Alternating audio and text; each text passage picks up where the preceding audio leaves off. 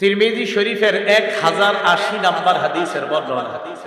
قال رسول الله صلى الله عليه وسلم, নবীজি বলেন, আরবাউ মিন সুনানিল মুরসালিন, সমস্ত নবীদের সুন্নাত চারটা।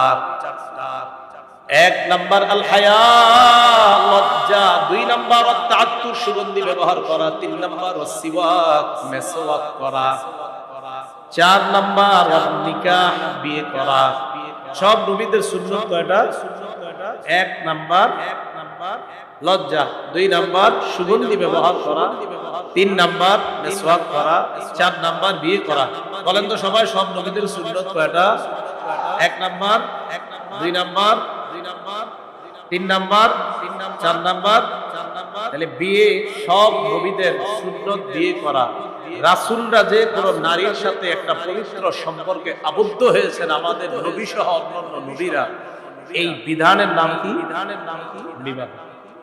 ইসলাম আমাদেরকে এই শিক্ষা দেয়, একটা নারী পুরুষের অভাব। তো রাসূল সাল্লাল্লাহু আলাইহি সাল্লাম সহ সব রাসূল নবী তাদের সুন্নাত আমরা জানলাম বিয়ে করা। একটা নারী পুরুষ এই দুইজনের সম্পর্কের একটা সুন্দর বিধান আছে, এই বিধানটার নাম বিয়ে করা। বিয়ে বহির্ভূত কোন বিবাহিত নারী পুরুষ যদি অন্য কোন সম্পর্কে জড়িয়ে পড়ে, এটার নাম হবে পরকিয়া। আর যদি কোনো অবিবাহিত কেউ অন্য কোন সম্পর্কে জড়িয়ে পড়ে, এটার নাম হবে হারাম সম্পর্ক। চোখ, কান, নাক, জিহ্বা, হাত, পা ইত্যাদি হাজারো প্রকারের জিনাহে জর্জরিত হয়ে যায়, গুনাহের মধ্যে লিপ্ত হয়ে যায়।